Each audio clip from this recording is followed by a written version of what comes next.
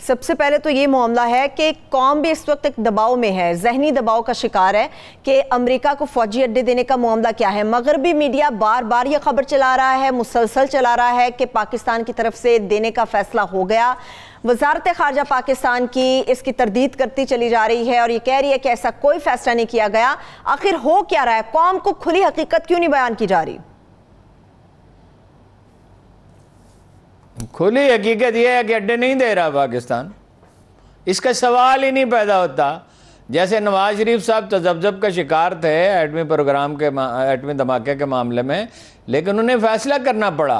हुकूमत ख़त्म हो जाती नवाज शरीफ की अगर वो धमाके न करते, और उन्होंने बिल्कुल दुरुस्त फैसला कर लिया।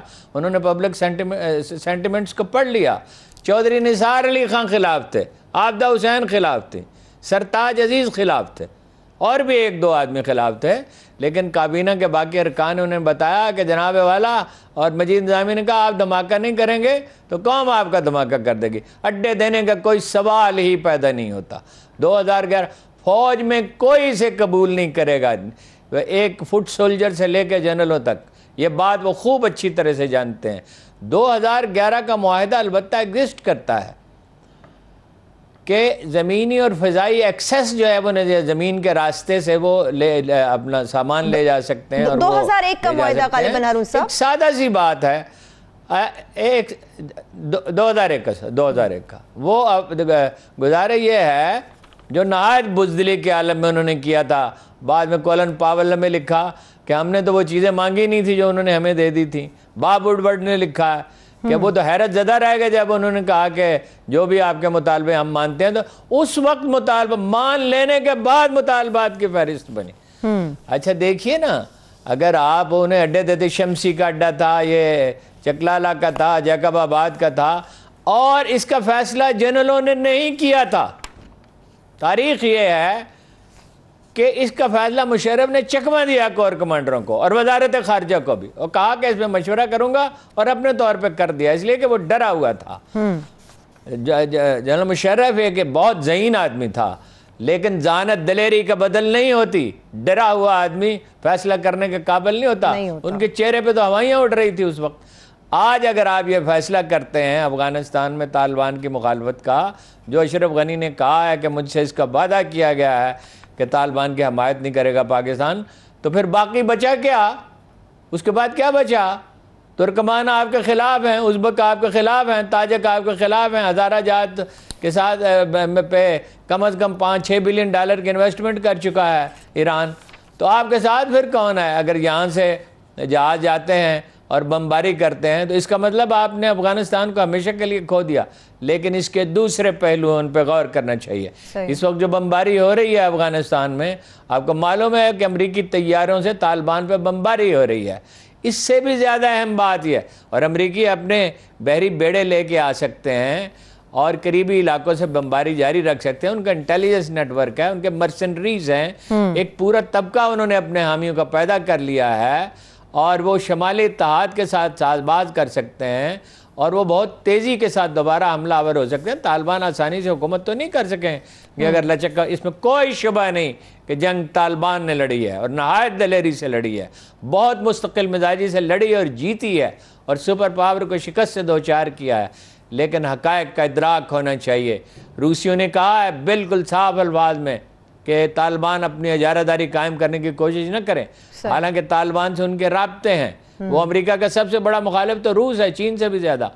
चीनी भी यही चाहते हैं, इसलिए कि उनके यहाँ मसाइल पैदा होंगे अगर हुकूमत, और वो सब जानते हैं कि वो मसाइल क्या होंगे तालिबान को। और ये अफ़गान फ़ौज वो फ़ौज नहीं है जो पहले थी, जो बिल्कुल मुंतशिर हो जाएगी। उसमें टूट फूट ज़रूर होगी, लेकिन यह है कि उनकी और अगर इलेक्शन होते हैं तो तालिबान को अक्सरियत नहीं मिल सकती। मैं आपसे साफ कह रहा हूँ। अच्छा। एक दफ़ा नहीं, मैंने बार बार ये कहा, 35-40% से ज़्यादा सीटें नहीं ले सकेंगे, ज़्यादा से ज़्यादा।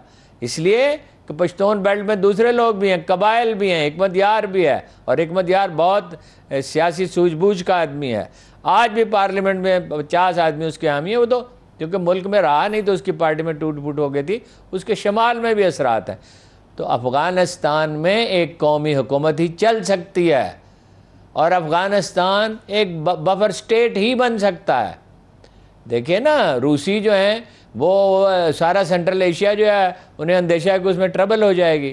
तो ये कोई अच्छी हिकमत अमली ना तो पाकिस्तान के लिए होगी कि यहाँ से आप अशरफ गनी की हमायत करें, हमायत नहीं करेंगे वैसे, और ये पॉसिबल नहीं है, बात चीज़ें मुमकिन ही नहीं होती हैं, पाकिस्तान अड्डे दे सकता ही नहीं है। हाँ, अमरीकी लॉबी बहुत मुतहर्रिक है, मुझे अफसोस है, मैं नाम नहीं लेना चाहता था, ये हुसैन हक्कानी, नजम सेठी, आयशा सिद्दीका जैसे जो स्कॉलर हैं, इसलिए कि हम मगरब की तरफ देखते हैं।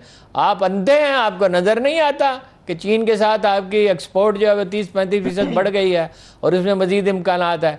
ये लोग अंधे हैं, इन्हें नज़र नहीं आ रहा कि रूस के साथ हमने मुआहदा किया है गैस की पाइपलाइन का, और इस पाइपलाइन का बेचने का मतलब क्या है कि तवानाई का आपका क्राइसिस जो है उसमें कमी आएगी। आप ईरान से, आपके होश हवास कायम नहीं है, आप ईरान से गैस ले सकते हैं अगर मफाहमत हो जाए ईरान की और अमेरिका की, और आपके लिए चीन की इतनी बड़ी मंडी पड़ी हुई है, अगर आप उसको एक्सप्लॉइट नहीं कर सकते तो दूसरी बात है अमेरिकी लॉबी, और आप चीन को खो कैसे सकते हैं?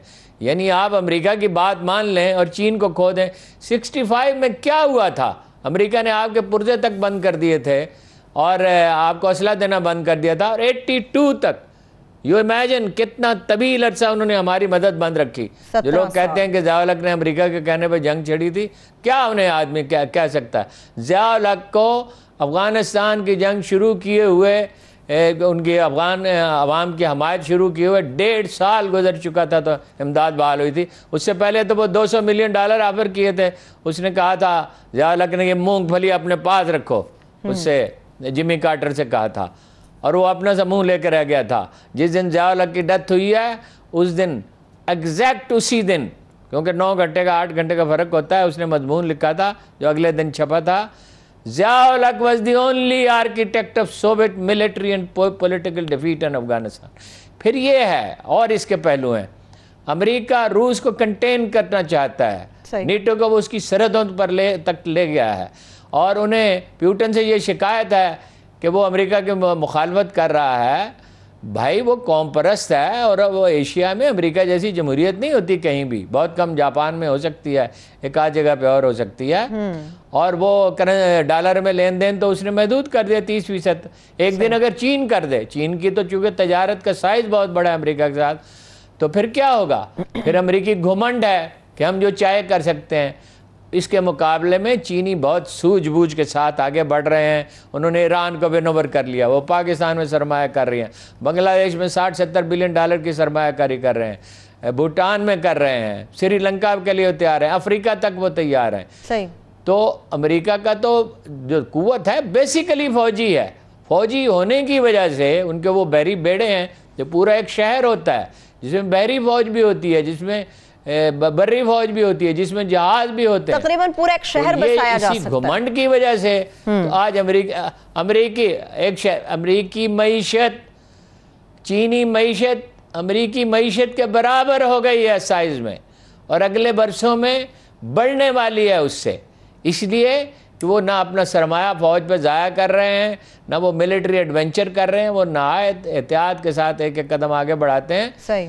इन कंक्लूजन हर्फ आखिर ये है कि तालिबान को लचक का मुजाहरा करना होगा, वरना होगी खाना जंगी।